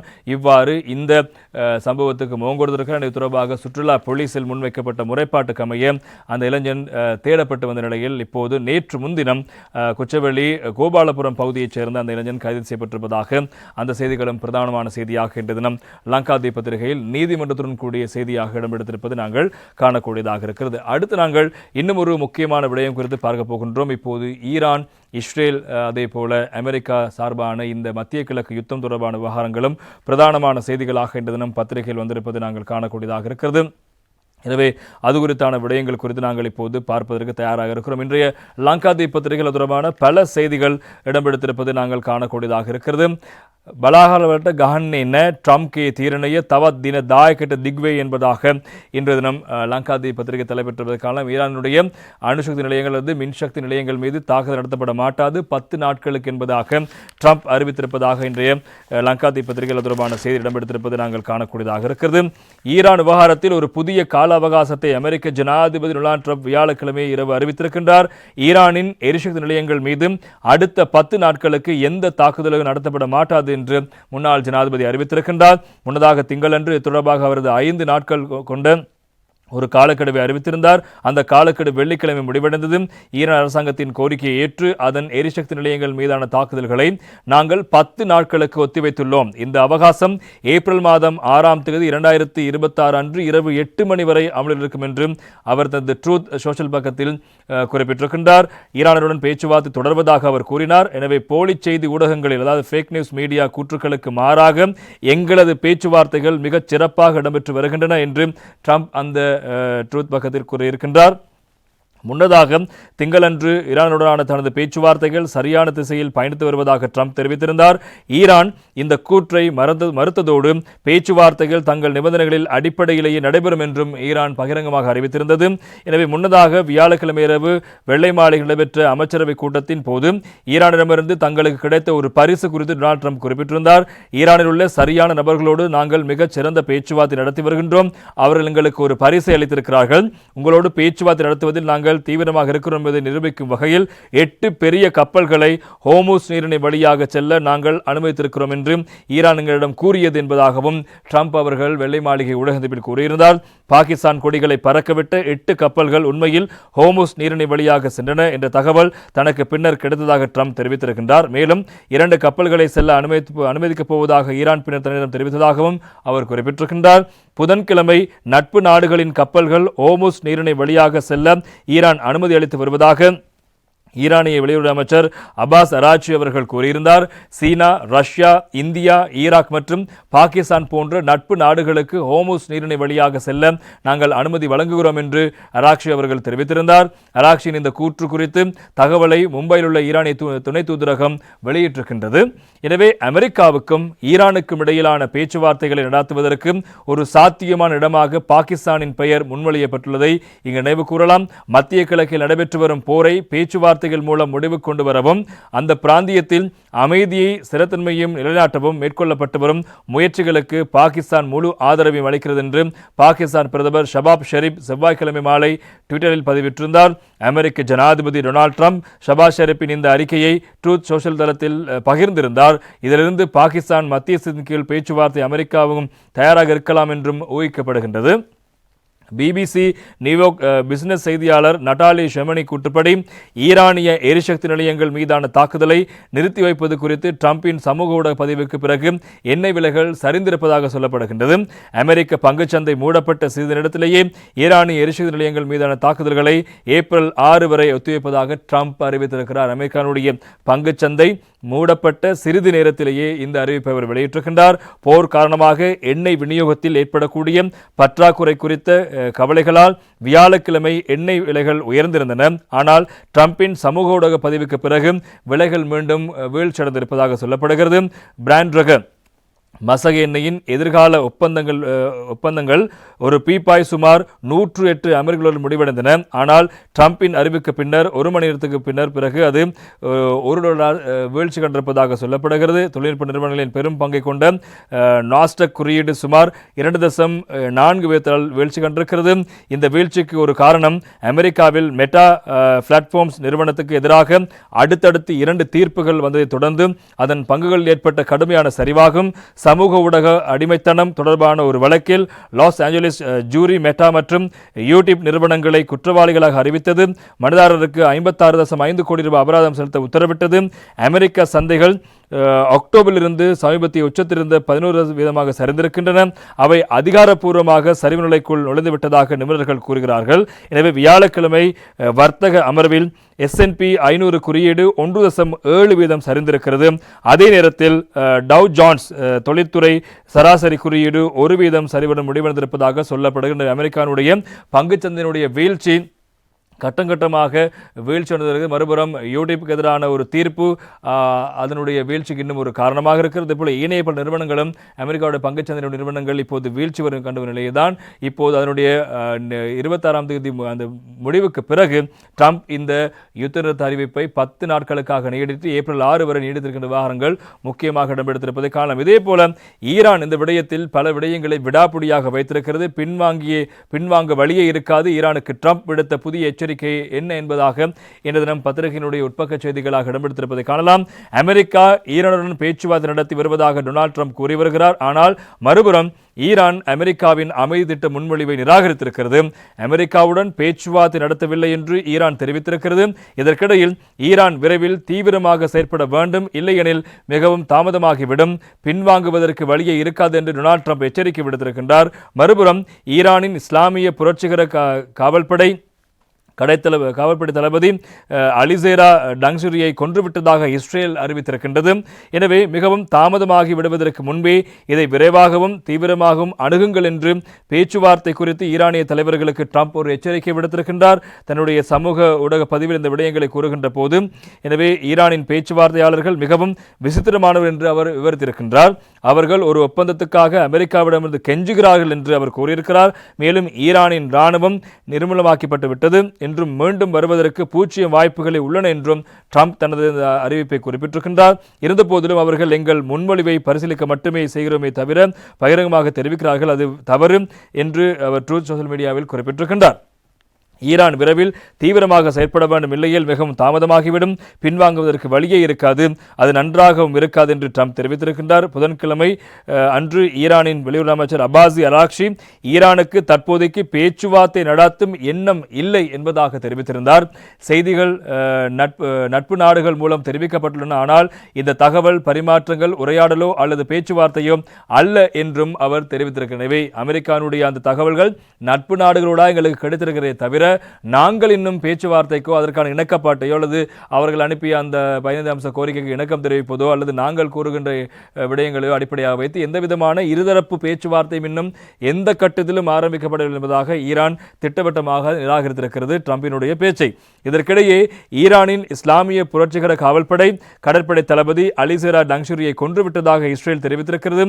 இஸ்ரேலிய பாதுகாப்பு அமைச்சர் இஸ்ரேல் காட்ஸ் ஹோம்ஸ் நீரணியை குண்டு வீசி தாக்குதல் நடத்திய மற்றும் நீரணியை தடுத்தது போன்ற பயங்கரவாத செயல்களுக்கு டங்ஸ்ரி நேரடியாக பொறுப்பானவர். எனவே டங்ஸ்ரி குண்டு வீசி கொல்லப்பட்டார் என்று அவர் தெரிவித்திருக்கின்றார். மேலும் ஈரானின் பல மூத்த கடற்படை தளபதிகளும் கொல்லப்பட்டிருப்பதாக இஸ்ரேல் காட்ஸ் கூறியிருக்கின்றார். எனவே அலிரேசா டங்ஸ்ரி 2018ஆம் ஆண்டில் இஸ்லாமிய புரட்சிகர காவல்படையின் கடற்படை தளபதியாக நியமிக்கப்பட்டார். இதற்கு முன்பு அவர் 2010 முதல் ஐஆர்ஜிசி கடற்படை துணை தளபதியாக செயல்பட்டிருந்தார். எனவே அவருக்கு சொந்தமானதாக கூறப்படும் ஒரு எக்ஸ்தல கணக்கு இந்த ஆண்டு மார்ச் மாதம் 10 முதல் செயற்பாடு இருக்கிறது. அதில் உள்ள பதிவுகளை ஈரானிய ஊடகங்கள் மேற்கோள் காட்டி வருகின்றன. எனவே அந்த பதிவுகளில் அவர் ஹோர்முஸ் நீரிணை பற்றி பல தடவைகள் குறிப்பிட்டிருக்கின்றார். ஈரானுக்கு எதிராக போர் புரியும் நாடுகளோடு தொடர்புடைய எந்த ஒரு கப்பல்களுக்கும் இதை கடந்து செல்ல உரிமை இல்லை என்று அந்த எக்ஸ்தல கணக்கில் அவர் பதிவில் குறிப்பிட்டிருந்தார். எனவே இவ்வாறு இந்த ஹோர்முஸ் நீர் தொடர்பான விவகாரங்கள் அவருக்கு பொறுப்பாக வழங்கப்பட்டது. எனவே அந்த ஹோர்முஸ் நீர் தொடர்பான விடயங்களை கையாண்டு வந்த தளபதி தான் இப்போது கொல்லப்பட்டு விட்டதாக இஸ்ரேல் தன்னுடைய பக்கத்தில் அறிவித்திருக்கிறது. ஈரான் பக்கமிருந்து அதில் இன்னும் எந்த விதமான அறிவிப்புகளும் வெளியாகவில்லை என்பதும் இங்கே முக்கியமான தகவல். அடுத்து இன்னும் ஒரு தகவலும் இன்றைய லங்காதி பத்திரிகையில் வருகிறது. ஈரான் விதேஷ் அமைத்தின் கதாநாயகாத் இஸ்ரேலிய காத்தன லேசுவின் இவத்தட்ட என்பதான ஒரு செய்தி வந்திருப்பதை காணலாம். எனவே இப்போது ஈரானுடைய முக்கியமான தலைவர்கள் இலக்கு வைத்து ஈரான் அமெரிக்காவும் இஸ்ரேலும் தாக்குதலை தொடர்ச்சியாக மேற்கொண்டு வருகிறது. எனவே இப்போது இந்த இரு நாடுகளுக்குடான பேச்சுவார்த்தைக்கு மத்தியஸ்த நாடாக பாகிஸ்தான் செயல்பட போவதாக அறிவித்தல் வெளியான நிலையில் பாகிஸ்தான் இப்போது அமெரிக்காவிடம் ஒரு கோரிக்கை முன்வைத்திருக்கிறது. ஈரானுடைய வெளிவிவகார அமைச்சர் அதே போல சபாநாயகர் மீது தாக்குதல் நடத்தப்படக்கூடாது, அவர்கள் கொல்லப்படக்கூடாது என்ற கோரிக்கையை பாகிஸ்தான் இப்போது அமெரிக்கா மற்றும் இஸ்ரேல் தரப்பிடம் முன்வைத்திருப்பதாக சொல்லப்படுகிறது. அதற்கு காரணமாக இந்த பேச்சுவார்த்தை சமாதான பேச்சுவார்த்தை இருக்கின்ற முக்கிய இரு தலைவர்களாக அவர்கள் இருவர் மாத்திரம்தான் இருக்கிறார்கள், அவர்களையும் கொன்றுவிட்டால் பேச்சுவார்த்தைக்கு வழி இருக்காது என்பதாக தெரிவித்து பாகிஸ்தான் இந்த அமெரிக்கா மற்றும் இஸ்ரேலிடம் இந்த இரு தலைவர்கள், அதாவது ஈரானுடைய வெளிவிவகார அமைச்சர் அதே போல சபாநாயகர் மீது தாக்குதல் நடத்தப்படக்கூடாது, அவர்கள் கொல்லப்படக்கூடாது என்ற கோரிக்கை முன்வைக்கப்பட்டதாகவும் இந்த கோரிக்கைக்கு அமெரிக்க தரப்பிடமிருந்து இணக்கம் வெளியிடப்பட்டு இந்த கொல்லப்படுகின்ற தலைவர்கள் பட்டியலிருந்து இவர்கள் நீக்கப்பட்டு விட்டதாகவும் இப்போது பாகிஸ்தான் தெரிவித்திருப்பதாக சர்வதேச ஊடகங்களை மேற்கோள் காட்டி இன்று தினம் லங்காதி பத்திரிகை தகவலை வழங்கியிருப்பது நாங்கள் காணக்கூடியதாக இருக்கிறது. எனவே இந்த ஏற்கனவே ஈரான் சார்பாக வருகின்ற சகல தகவல்களையும் அல்லது ஈரானுடைய செய்திகளை வழங்குகின்ற தரப்பாக ஈரானுடைய சபாநாயகரும் அதே போல வெளிவிவகார அமைச்சரும் இருந்து வரும் நிலையில் அவர்கள் இந்த பட்டியலில் இல்லை என்பதாகத்தான் இப்போது அறிவிக்கப்பட்ட விவகாரங்களை முக்கியமான வைத்து அந்த செய்திகளும் முக்கியமாக இருப்பதை காணலாம். அடுத்து இன்னும் ஒரு தகவல் லங்காதி பத்திரிகையில் ஹோமுஸ் வசாய் நெவ் ஆவோத் ஹபாக் ஈரானியின் ரத்து எலியாக் என்பதாக அந்த செய்திக்கு தலைப்பிடப்படுகிறது. ட்ரம்ப் இப்போது 8 கப்பல் வருகிறது, 9 கப்பல் வருகிறது, ஈரான் அனுமதி வழங்கியிருப்பதாக தெரிவித்த போதிலும் ஈரான் மீண்டும் ஒரு எச்சரிக்கை விடுத்திருக்கிறது. ஹோமுஸ் ஜலசந்தி மூடப்பட்டிருக்கிறது, அதனூடாக கப்பல்கள் பயணித்தால் தாக்குதல் நிச்சயம் என்பதாக சொல்லப்படுவதாக முக்கியமாக இருப்பதற்கால் நேற்று தினம் சமூக வலைத்தளங்களில் ஒரு பதிவு வெளியாகிறது. பாகிஸ்தான் கொடியை ஏந்தி கொண்டு ஒரு எண்ணெய் கப்பல் ஹோமஸ் ஜலசந்தியூடாக பயணித்ததாகவும் அதனை ஈரானிய கடற்படை அழித்து ஒழித்ததாகவும் ஒரு தகவலும் வெளியாகிறது. அது உண்மைத்தன்மை தொடர்பான விவகாரம் உறுதிப்படுத்தப்படவில்லை. எனவே ஹோமஸ் ஜலசந்தி இன்னும் ஈரானின் கட்டுப்பாடு இருக்கிறது. அதனை மீறி எவரும் அதனூடாக போக்குவரத்து மேற்கொள்ள முடியாது என்பதாக ஈரான் மீண்டும் மீண்டும் திட்டவட்டமாக அறிவிக்க ட்ரம்ப் ஈரான் அதற்கு அனுமதி வழங்கிவிட்டதாக தெரிவிக்க போதிலும் அதனூடாக கப்பல் பயணிப்பதற்கான அனுமதி இதுவரை நட்பு நாடுகள் தவிர வேறு எவருக்கும் வழங்கப்படவில்லை என்பதாக ஈரான் மீண்டும் மீண்டும் வலியுறுத்திய விவகாரங்கள் பிரதானமான செய்திகளாக இடம்பெடுத்திருப்பது நாங்கள் காணக்கூடியதாக இருக்கிறது.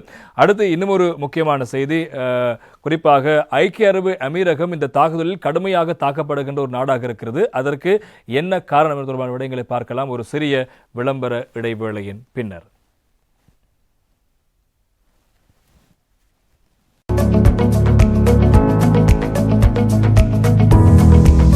From David Pires E-Mobility.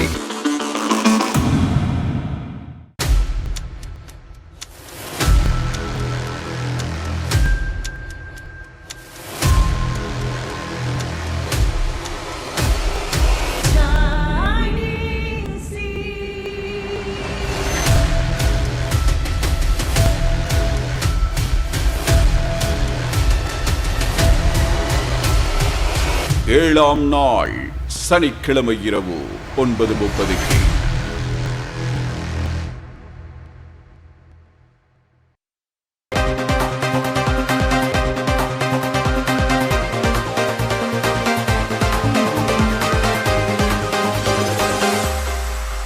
சுயாதீன செய்தி பார்வையிட்டிருக்கிறோம். அந்த வகையில் அமெரிக்க, ஈரான், இஸ்ரேல் போர் தொடர்பான விவரங்களை பார்த்துக் கொண்டிருக்கிறோம். இந்த தாக்குதலில் அதிக அளவு அடி வாங்குகின்ற ஒரு நாடாக இருப்பது ஐக்கிய அரபு அமீரகம்.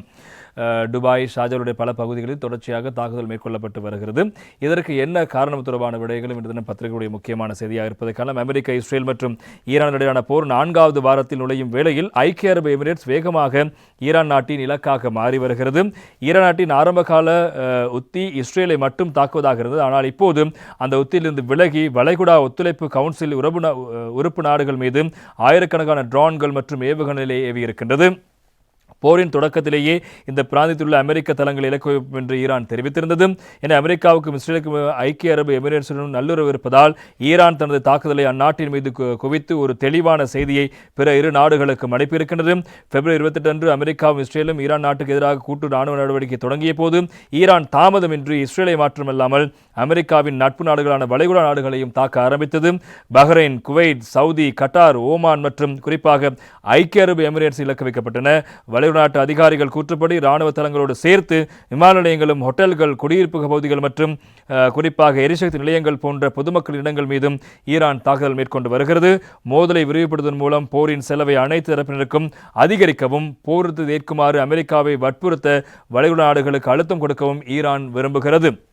இதற்கு பதிலடியாக ஐக்கிய அரபு எமிரேட்ஸ் தனது வழக்கமான அண்டை நாட்டு நட்புறவு மற்றும் பேச்சுவார்த்தை என்ற கொள்கையிலிருந்து விலகி ஹோர்முஸ் நீரிணையை பாதுகாக்கும் அமெரிக்க தலைமையிலான முயற்சியில் இணையப் போவதாக கடுமையாக எச்சரிக்கை விடுத்திருக்கிறது என்பது முக்கியமான செய்தி. என பிராந்திய ஊடகங்களின்படி போரின் தொடக்க காலம் முதல் 2 வாரங்களில் ஈரான் இஸ்ரேலை விட வளைகுடா நாடுகளையே அதிக அளவில் இலக்கு வைத்தமை இங்கே முக்கியமான விடயமாக தெரிய வந்திருக்கிறது. அல் ஜசீரா வெளியிட்ட தகவலின்படி முதல் 11 நாட்களில் தரவு அடிப்படையில் இஸ்ரேல் ஈரானின் முதல் இலக்கு அல்ல என்பது உறுதியாக இருக்கிறது. இஸ்ரேல் மீது 434 தாக்குதல் நடத்தப்பட்ட அதேவேளை அரபு நாடுகள் மீது 3110 தாக்குதல்களை ஈரான் நடத்தியிருக்கிறது. எனவே முதல் 3 வார தரவுகள் ஐக்கிய அரபு எமிரேட்ஸில் தான் அதிக இலக்குகள் உள்ளாகி இருக்கிறது என்பதை சுட்டிக்காட்டுகின்ற துபாய் பொதுக் கொள்கை ஆராய்ச்சி மையத்தின் தலைவர் முகமது ஃபாரூக், ஈரான் நாட்டை பொறுத்தவரை ஐக்கிய அரபு எமிரேட்ஸ் ஒரு எளிதான வேட்டை இலக்கு மற்றும் ஒரு தொடர்ச்சியான நிகழ்வின் முதல் தொடக்கம் என்கிறார் என்பதாகவும் கூறப்பட்டது. எனவே தொடர்ச்சியாக எங்களை தாக்கினால் நாங்கள் பதில் கொடுக்க வேண்டி வரும் என்பதாக ஐக்கிய அரபு அமீரம் தெரிவித்த நிலையில்தான் இப்போது தொடர்ச்சியாக ஈரான் இவர்களை தாக்கியதற்கான முக்கியமான காரணம். ஒன்று, உளவு தகவல்களை அமெரிக்காவுக்கும் இஸ்ரேலுக்கும் வழங்கிய நாடுகளின் பட்டியலில் ஈரான் இப்போது ஐக்கிய அரபு அமீரகத்தை வைத்திருக்கிறது. அதே போல இராணுவ தளங்களை அமெரிக்கா அமைப்பதற்கு அவர்களுக்கு வழிசமைத்து கொடுத்து ஈரான் மீதான இந்த தாக்குதல்களை, ஈரான் மீதான பாதுகாப்பற்ற சொல்லை உருவாக்குவதற்கு இந்த வளைகுடா நாடுகள் பெரிதும் ஒத்துழைப்பு வழங்கியிருக்கின்றன மீதான எனது கோபத்தின் விளைவாகத்தான் இந்த தாக்குதலை மேற்கொள்ளுகிற ஈரான். அது மாத்திரமல்ல, நட்பு நாடுகள் மீது தொடர்ச்சியாக மேற்கொள்ளப்படும் தாக்குதல் அமெரிக்காவை சமாதான பக்கம் இழுத்து வரும் என்ற ஒரு நோக்கோடு தான் ஈரான் இந்த தாக்குதலை மேற்கொண்டது. அந்த தாக்குதல் வீண் போகவில்லை. நிச்சயமாக அமெரிக்க ஜனாதிபதி டொனால்ட் ட்ரம்ப் இப்போது சமாதானத்துக்கான முனைப்புகளை மீண்டும் மீண்டும் ஈரானிடம் கோரிக்கையாக முன்வைக்கிறார். ஈரான் நிராகரித்து வருகிறது. எனவே ஈரானுடைய அவருடைய யுத்தி இப்போது வெற்றியளித்திருக்கிறது. வளைகுடா நாடுகள் அமெரிக்காவின் நட்பு நாடுகள் மீதான தளங்கள் மீது மேற்கொள்ளப்பட்ட தாக்குதல் அமெரிக்காவை இப்போது பொருளாதார ரீதியில் மிகப்பெரிய சிக்கலுக்குள்ளாக இருக்கின்ற அதேவேளை அவர்கள் சமாதானத்துக்கு செல்ல வேண்டிய நிலைமையை இப்போது உருவாக்கியிருக்கிறது ஈரானுடைய இந்த அணுகுமுறை. எனவே இந்த விடயங்கள் இவ்வாறு இருக்க இன்னும் ஒரு தகவலும் முக்கியமான இடம் பிடித்திருப்பது நாங்கள் காணக்கூடியதாக இருக்கிறது. ஈரானை அல்லன்ன கொடபிமென் ஆவோத் ஈரான் செபலு லக்ஷ தாயாக் சீரு என்பதாக ஒரு தகவல் முக்கியமாக இருப்பதை காண இப்போது அமெரிக்கா ஈரான் மீது தரைவழி தாக்குதலை மேற்கொள்வதற்கான ஒரு ஏற்பாடுகளை மேற்கொண்டு வருகிறது. குறிப்பாக அவருடைய காகஸ் தீவை உள்ளிட்ட தீவுகளை கைப்பற்றுவதற்கான முயற்சிகளை அமெரிக்கா மேற்கொண்டு வருவதாக சொல்லப்படும் நிலையில் அவ்வாறு ஈரானை தரவழியாக தாக்குவதற்கு அமெரிக்கா முயற்சிகளை மேற்கொண்டால் நாங்கள் எங்களுடைய 10 லட்சம் வீரர்கள் அதனை எதிர்கொண்டு தாக்க தயாராக இருப்பதாக ஈரான் தரப்பு தெரிவிக்கின்ற தகவல்களும் பிரதானமான செய்திகளாக இன்று தினம் பத்திரிகையுடைய முக்கியமான செய்திகளாக இருப்பதை காலம். இந்த விடயங்கள் இவ்வாறு இருக்க இந்த உலகளவில் இடம்பெறுகின்ற இந்த யுத்தம் அல்லது மத்திய கிழக்கு யுத்தம் இலங்கையிலும் பெரும் தாக்கத்தை ஏற்படுத்தி எரிபொருள் விலையில் அதிகரிப்பு உள்ளிட்ட பல விடயங்களை தோற்றுவித்திருக்கிறது. அவ்வாறு இருக்க இப்போது இருக்கின்ற எரிபொருள் விலை அல்லது எரிபொருள் தட்டுப்பாடை சமாளிப்பதற்காக ஜனாதிபதி அனுரகுமார திசாநாயக்க ரஷ்யா அதே போல இந்தியாவுடன் பேச்சுவார்த்தை மேற்கொண்டு எரிபொருளை கொண்டு வருகின்ற விடயங்களை மேற்கொண்டிருக்கிறார். ஈரானும் உதவுவதாக தெரிவித்திருக்கிறது. அந்த வகையில்தான் இந்தியாவுடைய எரிபொருள் கப்பல் இன்று நாட்டுக்கு வருகை தரப்போகிறது என்று லங்காதி பத்திரிகை தலைப்பிடுகிறது. இந்திய தெல் நெவாக் அத பெட்ரோல் மெட்ரிக் டன் தாஹட்டதாக் டீசல் விசிதாக் என்பதாக இன்று தினம் லங்காதி பத்திரிகை தலைப்பெற்றதற்கான. எனவே இந்திய பிரதமர் நரேந்திர மோடியோடு ஜனாதிபதி அனுரகுமார திசாநாயக்க தொலைபேசியில் கலந்துரையாடி இருக்கிறார். அந்த வகையில் தான் இந்தியாவிடமிருந்து இன்றைய தினம் மொத்தமாக 38 மெட்ரிக் டன் எரிபொருள் வருகிறது. அதில் 18 மெட்ரிக் டன் பெட்ரோல் அதே போல 20 மெட்ரிக் டன் டீசல் என்பன நாட்டுக்கு இன்றைய தினம் கொண்டு வரப்பட போகும். எனவே பெட்ரோல் தட்டுப்பாடு அதே போல எரிபொருள் தட்டுப்பாடு ஏற்பதை தவிர்ப்பதற்காகவும் இந்த எரிசக்தி விநியோக செயற்பாட்டை முகாமைத்துவம் செய்வதற்காகவும் இப்போது இந்தியா ஒத்துழைப்பு வழங்க தயாராக இருக்கிறது. அவர்கள் இந்த கப்பலை நாட்டுக்கு அனுப்புகிறார்கள். அதே போல ரஷ்ய எரிசக்தி பிரதி அமைச்சரும் நாட்டுக்கு வருகை தந்து இலங்கைக்கு சுத்திகரிக்கப்பட்ட எரிபொருளை வழங்குவதாக உறுதியளித்திருக்கிறார். அதே போல ஈரான் தூதுவரும் இலங்கைக்கு எந்த ஒரு சந்தர்ப்பத்திலும் நாங்கள் எரிபொருளை கொண்டு வர தயாராக இருக்கின்றோம், இலங்கையினுடைய கப்பல்கள் பயணிப்பதற்கு அனுமதி வழங்குவோம், இலங்கைக்கு நாங்கள் எப்போதும் உதவி அளிப்போம் தெரிவித்திருக்கிற நிலையில் எரிசக்தி பிரச்சனையிலிருந்து இலங்கை சற்று மேலுவதற்கான வாய்ப்பு அதிகம் இருந்த போதிலும் இந்த போர் நீடிப்பு இன்னும் தாக்கத்தை குறைத்த பாடில்லை என்பதுதான் முக்கியமான செய்தி. அடுத்து நாட்டில் காணப்படுகின்ற இந்த வறட்சியான சூழல் இன்னும் சில நாட்களுக்கு நீடிக்கும் என்பதாக தெரிவிக்கப்படுகிறது. இன்றைய தினம் லங்காதீப தொடர்பான செய்தி முக்கியமாக இருப்பதை காணலாம். தத ரஸ்னய மெய் அகதெக் என்பதாக அந்த செய்திக்கு தலைப்பெற்றிருப்பதை காணலாம். இன்றைய தினம் அது தொடர்பான செய்தி டெய்லி மிரர் பத்திரிகையிலும் முக்கியமாக இருப்பதை காணலாம். ட்ராட் லைக்லி இன் ஜூலி ஆகஸ்ட் மெட் டிபார்ட்மெண்ட் என்பதாக அந்த செய்திக்கு தலைப்பெற்றிருப்பதை காணலாம். குறிப்பாக இப்போது காணப்படுகின்ற வறட்சியான காலநிலை ஜூலை ஆகஸ்ட் மாதம் வரையான காலப்பகுதி வரை நீடிப்பதற்கான சாத்தியம் இருப்பதாக வளிமண்டல திணைக்களம் தெரிவிக்கிறது. எனவே இந்த வறட்சியான சூழ்நிலை போது மக்கள் செயற்பட வேண்டிய விதங்கள் குறித்தும் இப்போது எச்சரிக்கை அறிவிப்புகள் விடுக்கப்படுகிறது. எனவே உங்களுக்கு தாகம் இல்லாவிட்டாலும் நீங்கள் ஒரு மணி நேரத்துக்கு ஒரு முறை நீரை அருந்த வேண்டும் என்ற கோரிக்கை முன்வைக்கப்படுகிறது. அதே போல இந்த அதிகமடியான நிறங்களை கொண்ட அல்லது வெண்மை நிறங்களை கொண்ட ஆடைகளை அணிவது உடலுக்கு சிறந்ததாக இருக்கும் என்பதாக சொல்லப்படுகிறது. மென்மையான ஆடைகளை அணிய வேண்டும் என்ற கோரிக்கை முன்வைக்கப்படுகிறது. அதே போல வெளிக்களங்களில் பணியாற்றுகின்றவர்கள் இந்த திறந்த வெளியில் வேலை செய்கின்ற நேரத்தை குறைத்துக் கொள்ள வேண்டும் என்ற கோரிக்கை முன்வைக்கப்படுகிறது. அதிக அளவில் உடல் இழைக்கின்ற செயற்பாடு ஈடுபட வேண்டாம் என்ற கோரிக்கை முன்வைக்கப்படும். அதேவேளை நீரை அதிகம் அருக வேண்டும், நீரை சிக்கனமாக பயன்படுத்த வேண்டும் என்ற ஒரு செய்தி முக்கியமாக இருப்பதை காணலாம். பேவில்லைன் ஜலசபையும் அற்புத இயக்க மண்டல இயக்கியா என்பதாக இன்றைய லங்காதி பத்திரிகை அதற்கு தலைப்பெற்றிருப்பது நாங்கள் காணலாம். எனவே நீரை சிக்கனமாக பயன்படுத்த வேண்டும் என்ற ஒரு கோரிக்கை முன்வைக்கப்படுகிறது. எனவே நாட்டில் இந்த நீரேந்து பகுதியில் காணப்படுகின்ற நீர் வரத்துக்களினுடைய வறட்சி மிக முக்கியமானது. குறிப்பாக நீர்த்தேக்கங்களுடைய நீர்மட்டம் குறைவடைந்திருக்கிறது. மலையகத்தை பொறுத்தவரைக்கும் பல பகுதிகளில் நீர்த்தேக்கங்கள் இப்போது வறட்சியை நோக்கி சென்று கொண்டிருப்பதன் காரணத்தினால் எனவே மக்கள் இந்த விடயங்கள் குறித்து மிகுந்த கவனமாக இருக்க வேண்டும் என்ற கோரிக்கை முன்வைக்கப்படுகிறது. அந்த அடிப்படையில் நீர்ப்பாசன திணைக்களத்தின் கீழ் இருக்கின்ற 73 நீர்த்தேக்கங்களில் தற்போது 76.47% நீர் இருப்பு காணப்படுவதாக குறிப்பிடப்படுகிறது.